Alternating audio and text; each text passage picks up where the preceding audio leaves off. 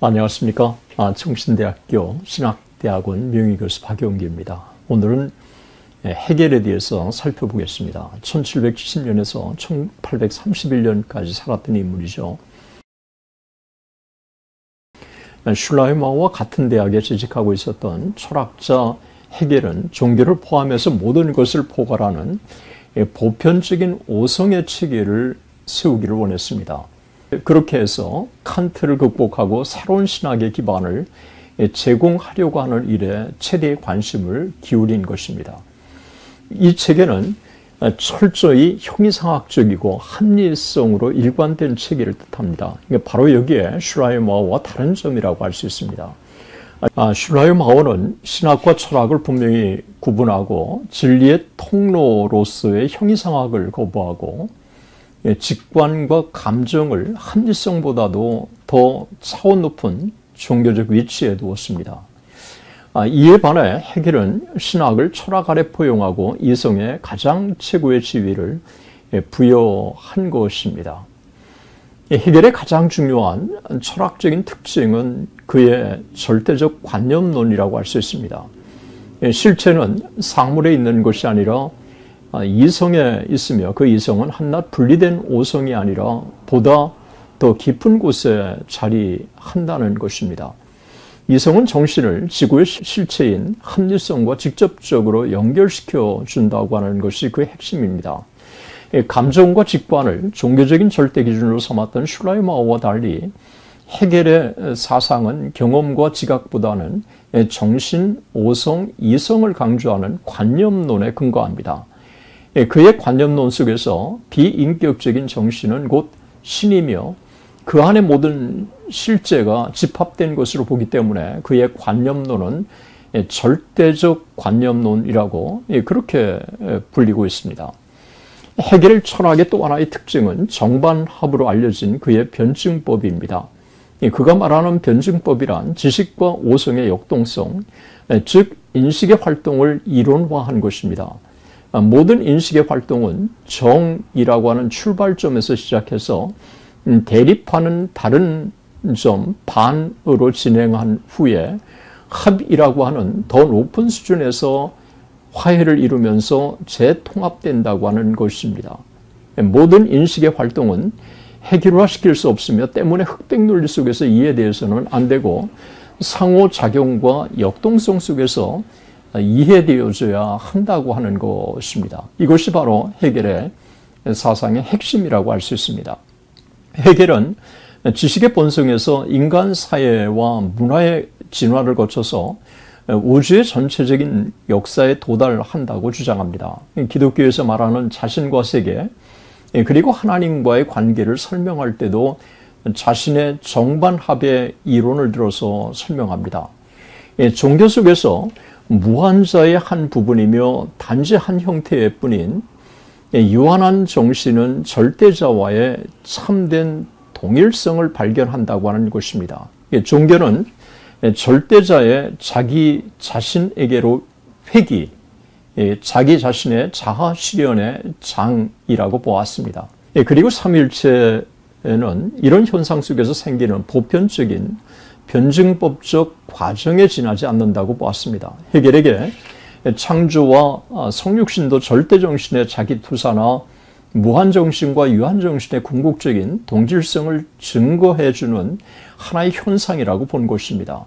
헤겔의 사상에서 근본적으로 제기되는 문제는 헤겔이 말하는 절대적인 관념론의 절대자는 인격적인 존재가 아니라 비인격적인 존재라고 하는 것입니다. 때문에 그가 말하는 성육신이나 창조라고 하는 개념은 성경에서 말하는 창조와 성육신의 개념과는 본질적으로 다르다고 하는 것입니다. 이런 그의 약점 때문에 후대의 헤겔의 계승자들은 헤겔이 말한 절대자의 비인격성을 떠나서 인격성이 강조되는 현상을 띠게 된 것입니다. 때문에 헤겔의 후계자들인 에드워드 케어드, 브래들리, 그리고 조시아 루이스 등에 와서는 절대적인 관념론이 인격적 관념론으로 바뀌게 되었습니다. 그렇다고 전통적인 구속의 개념이 회복된 것은 아닙니다.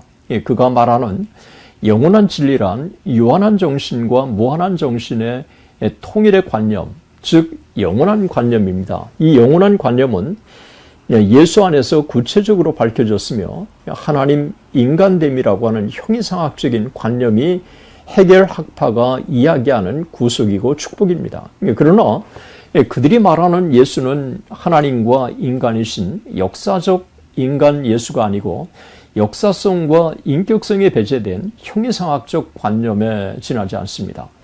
그에게 역사란 히스토리에가 배제된 괴시태에 근거한 절대 정신의 전개와 자신애로의 복귀의 드라마일 뿐입니다. 때문에 역사란 절대적이 아니라 상대적이고 객관적이 아니라 주관적이라고 그렇게 본 것입니다. 그의 가장 큰 영향을 받은 사람은 슈트라우스와 포이 에르바하를 들 수 있습니다. 슈트라우스는 그의 사상을 가장 잘 집대성한 인물이고 포이 에르바하 역시 헤겔의 절대적인 영향을 받은 인물이고 그리고 칼 막스 역시 헤겔의 사상에 지대한 영향을 받아서 헤겔의 아이디어를 도출해서 기독교 신앙을 전면으로 공격한 인물이었습니다. 슈트라우스는 더 급진적인 사상을 주창했습니다. 헤겔이 주장하는 그런 초월적인 하나님은 존재하지 않는다고 하는 것입니다. 종교의 출발은 오히려 인간 자신이 자기 자신의 표현의 주체라고 하는 사실에서 출발해야 한다고 그는 주장합니다. 그래서 신학을 일종의 인간학으로 바꿔버렸다고 하는 평가를 받고 있습니다. 그가 자기 자신을 신학의 출발로 삼은 것은 인간 자신이 유한자와 무한자, 정신과 자연의 일체이며 정신이 자연을 지배케 되는 기적을 행하는 사역자라고 보았기 때문에 그렇습니다. 이런 자신의 입장을 구체화하는 수단이 그의 독특한 신화 개념입니다.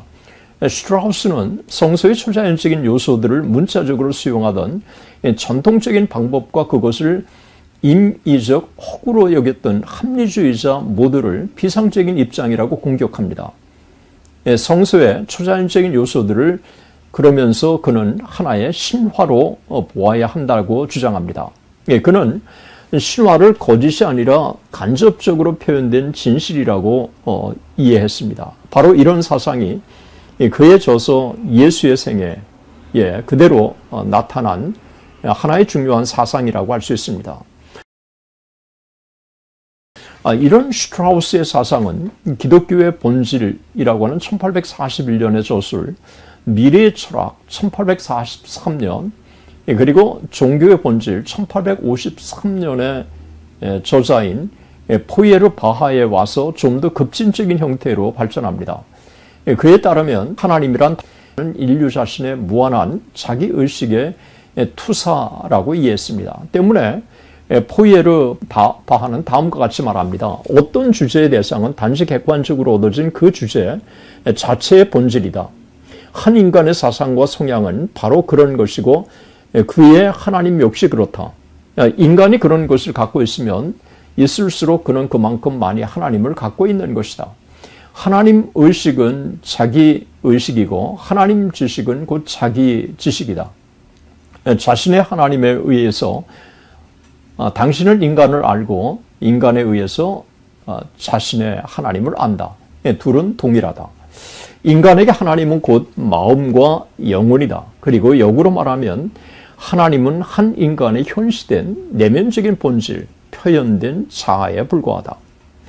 그에게 하나님이란 단지 인간 존재 혹은 개인의 제약을 벗어난 순수화된 인간의 본성에 지나지 않습니다. 종교에서 하나님이라고 하는 개념은 인간이 자신의 유한성의 한계를 초월하고자 하는 자기투사에 지나지 않는다고 그렇게 이해한 것입니다.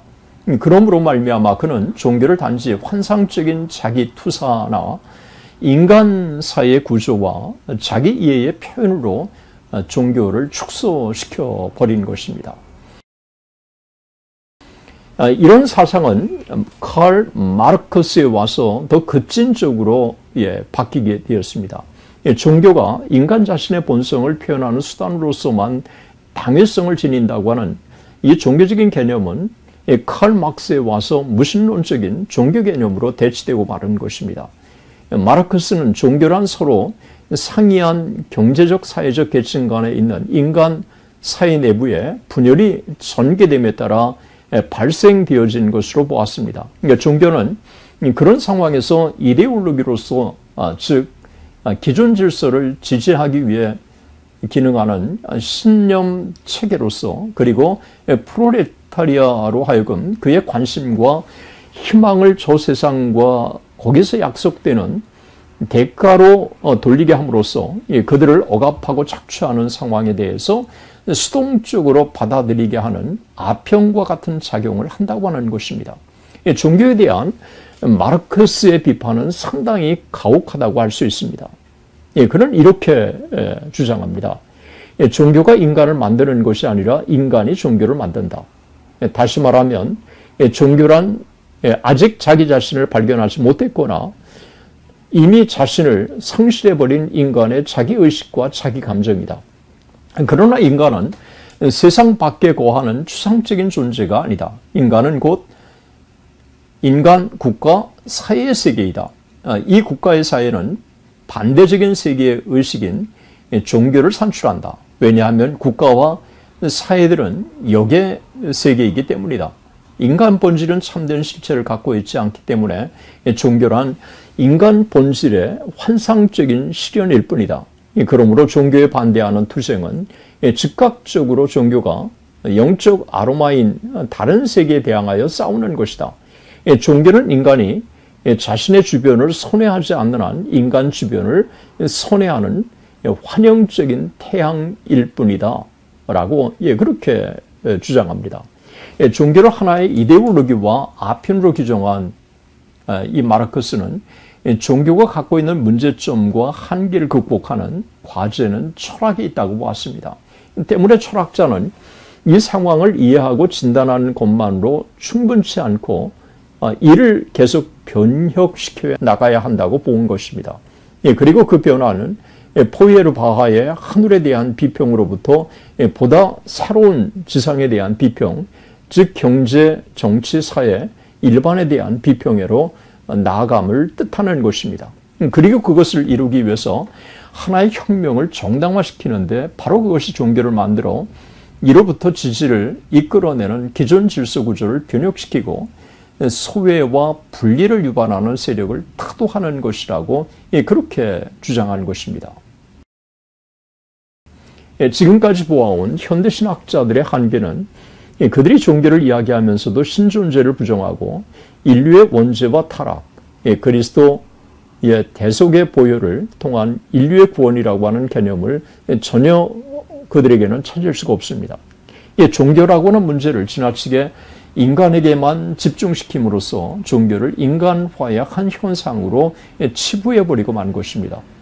슐라이어 마호가 말한 바 인간의 종교의식, 리출이 말한 바 인간의 도덕적인 추구, 혹은 헤겔이 말한 바 인간의 합리적인 이해, 이 모두가 종교를 인간에게 집중시킨 현상이며 그 속에는 성서에서 말하는 계시된 참 하나님을 찾아볼 수 없습니다. 설령 하나님이라고 하는 말을 찾아볼 수 있다고 해도 그 하나님은 인간의 자기 인식 속에 가두어둔 세속화된 인간화된 하나님일 뿐입니다. 결국 현대신학자들이 말하는 종교가 포이에르 바하나 칼 막스에 와서는 역사적 인격적 하나님이 배제된 비기독교적이고 반기독교적인 종교, 더 나아가 무신론적인 종교로 전락하고 마는 것입니다. 끝까지 시청해 주셔서 대단히 감사합니다. 하나님의 은혜가 여러분들과 함께 하시기를 진심으로 축원합니다. 대단히 감사합니다.